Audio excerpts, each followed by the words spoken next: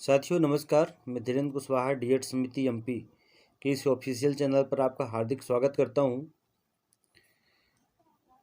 कल से जब से माननीय सुप्रीम कोर्ट में छत्तीसगढ़ के मामले को लेकर सुनवाई हुई है, तब से लेकर बहुत तरह के र्यूमर्स भी फैलाए जा रहे हैं साथ में, और ये कहा जा रहा है कि विजयी भवो बीएड।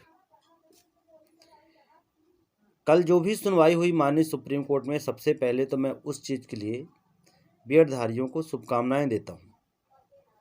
बहुत अच्छा आपको जो विजय मिली है और आप जिस तरह से उसको प्रस्तुत कर रहे हैं, प्रसारित कर रहे हैं, उसके लिए आपको बहुत बहुत बधाई हो। साथियों, व्यक्तिगत रूप से मैं कभी कमेंट नहीं करता हूं किसी मामले में, लेकिन आज बधाई देना उचित मैं समझा, इसलिए मैं बोल दिया। कल से हमारे बहुत डीएड के जो साथी हैं बहुत परेशान हैं, खासकर मध्य प्रदेश के डीएड के साथी बहुत ज़्यादा परेशान हैं। आज मैं विस्तार से आपको इस वीडियो में, थोड़ा वीडियो लंबा हो सकता है पर पूरा वीडियो देखिएगा, अपने साथियों को शेयर करिएगा।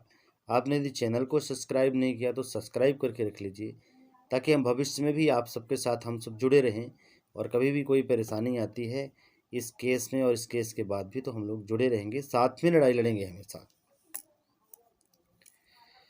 साथियों, बिलासपुर हाई कोर्ट में, माननीय कोर्ट में जो है 21/8/2023 को विकास कौशिक एंड अदर्स की याचिकाओं पर सुनवाई होती है, जिसमें उन्होंने एनसीटी सहित छत्तीसगढ़ की जितनी बॉडीज हैं एजुकेशन से संबंधित, सबको उन्होंने पार्टी बनाया था।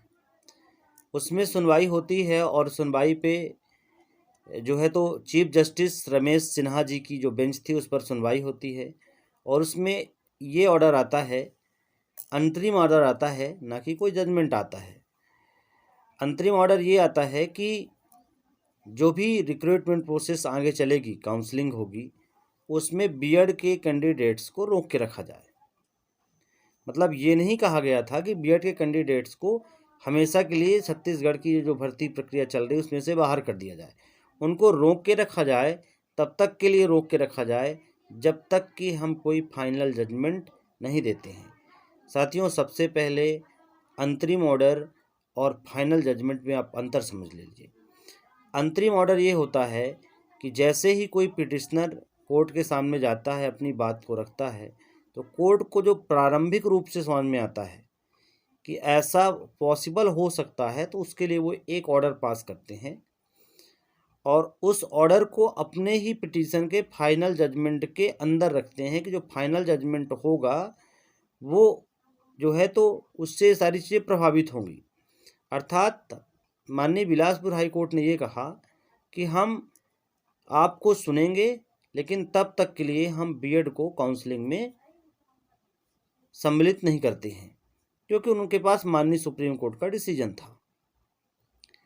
ठीक है, वहाँ पे लेकिन ये बात नहीं कही गई थी कि जो बीएड धारियों की सीट है वो डीएड के कैंडिडेट से फिल की जाएगी। सिर्फ उन्हें रोका गया था, और उतनी सीट तब तक वो खाली रहती जब तक कि माननीय हाई कोर्ट का फाइनल जजमेंट नहीं आ जाता। इसके बाद छत्तीसगढ़ के जो कैंडिडेट हैं, अपोजिट कैंडिडेट हैं, डीएड के अपोजिट कैंडिडेट हैं, वो सुप्रीम कोर्ट जाते हैं। देखते हैं चुपचाप कितना सीक्रेट तरीके से चीज़ों को करते हैं, जल्दी जल्दी में करते हैं, इतना हियरिंग फास्ट लेते हैं, और एक बेंच में मामला जाता है, और उनकी तरफ से, बीएड वालों की तरफ से सीनियर एडवोकेट रविंद्र श्रीवास्तव जी पैरवी करते हैं, और वहाँ बताते हैं कि माननीय सुप्रीम कोर्ट का जो निर्णय 11/8/2023 को आया है, उसके आधार पर माननीय छत्तीसगढ़ हाई कोर्ट ने बीएड वालों को प्रक्रिया में आगे बढ़ने से रोक दिया है। तो माननीय सुप्रीम कोर्ट की जो 2 जजेस की बेंच थी, उसमें जजेस कौन थे? जस्टिस एएस बोपन्ना जी थे और जस्टिस प्रशांत कुमार मिश्रा जी थे। उन्होंने ये कहा कि यदि आप लोग अभी तक भर्ती में आए हो, यहाँ तक प्रोसेस में, तो किसी भी जजमेंट को लेकर के प्रोसेस को रोकना ठीक नहीं है।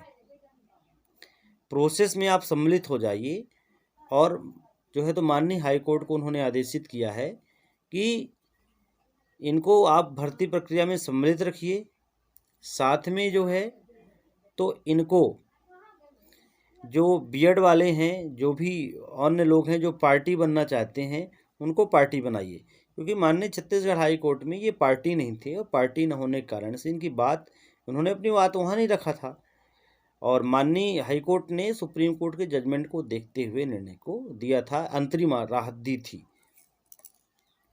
डीएड वालों को।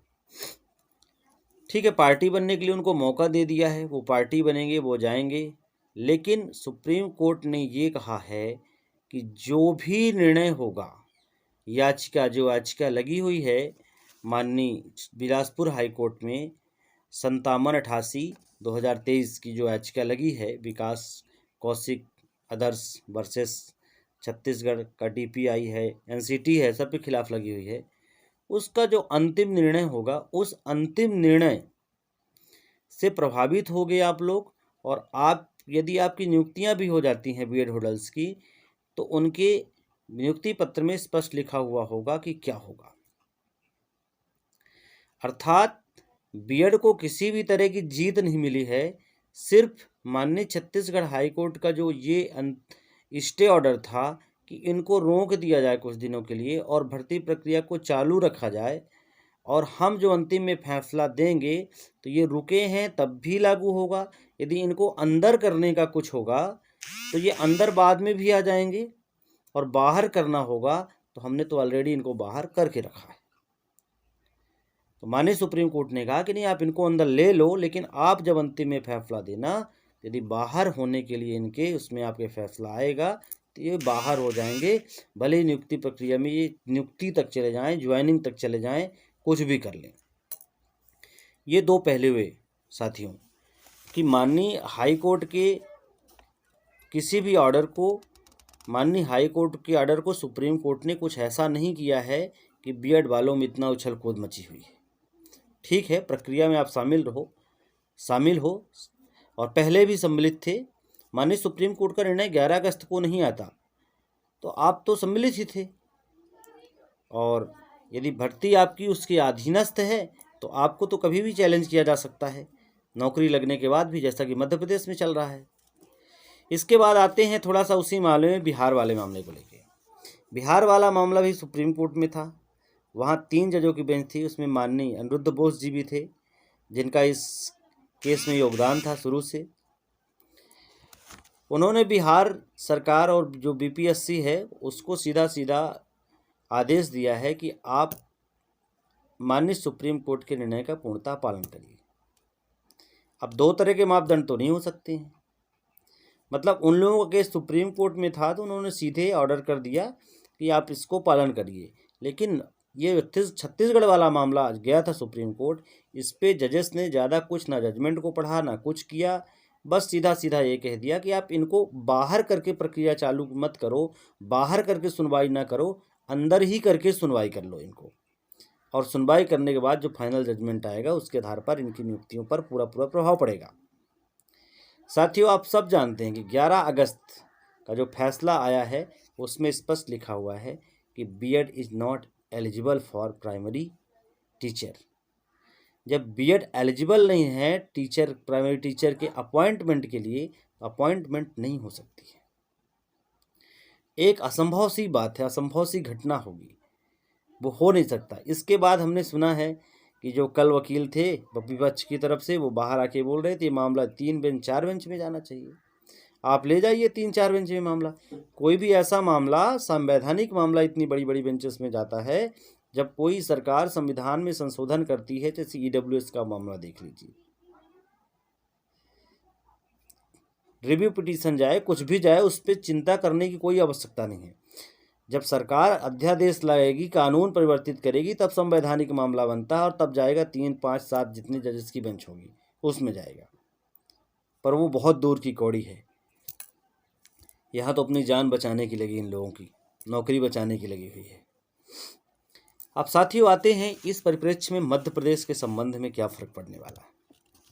साथियों, मध्य प्रदेश में जो 13,768 की जो पिटीशन है वो 16 जून 2022 में फाइल होती है, और 16 जून 2022 में फाइल होने के बाद उस पिटीशन में 7 जुलाई को पहला अंतरिम आदेश पारित होता है, और इस आदेश में स्पष्ट लिखा होता है, माननीय शील नागू जी की ही बेंच थी वो, और अभी भी जो बेंच चल रही है वो माननीय शील नागू जी की ही बेंच चल रही है।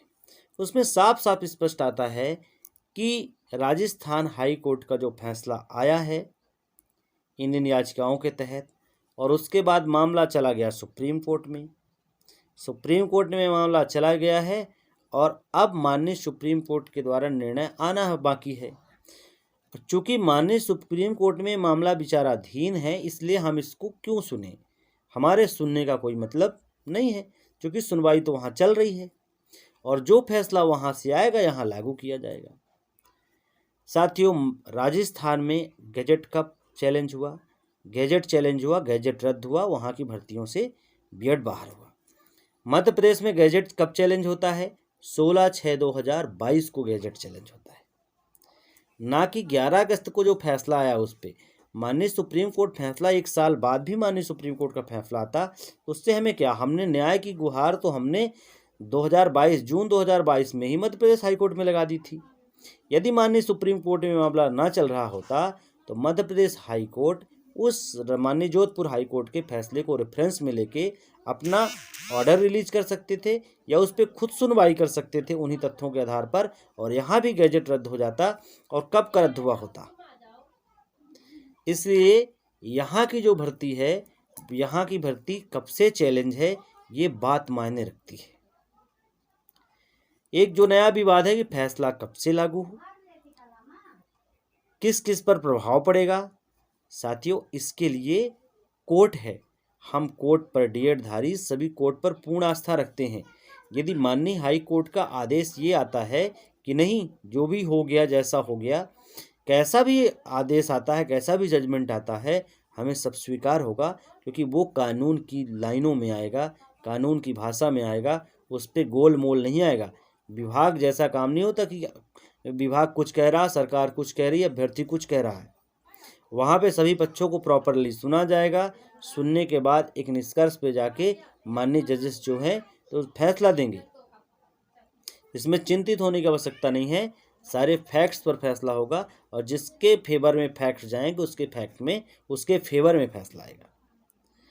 आपने तो सोशल मीडिया पे लोग जो है तो यहाँ आर्गूमेंट करते हैं, जब माननीय सुप्रीम कोर्ट में आर्गूमेंट की बात आई तो वहाँ आर्गूमेंट को रखा आपने, जब वहाँ हार गए तो वो फिर वापस आ गए हैं सोशल मीडिया में, नहीं ऐसा नहीं, ऐसा नहीं, ऐसा तब की भर्ती है, वैसी तब की भर्ती है। बिहार में भी तो पुराना नोटिफिकेशन था, बिहार में भी पुराना नोटिफिकेशन था, वहाँ नियुक्ति नहीं हुई थी, बस शर्तें।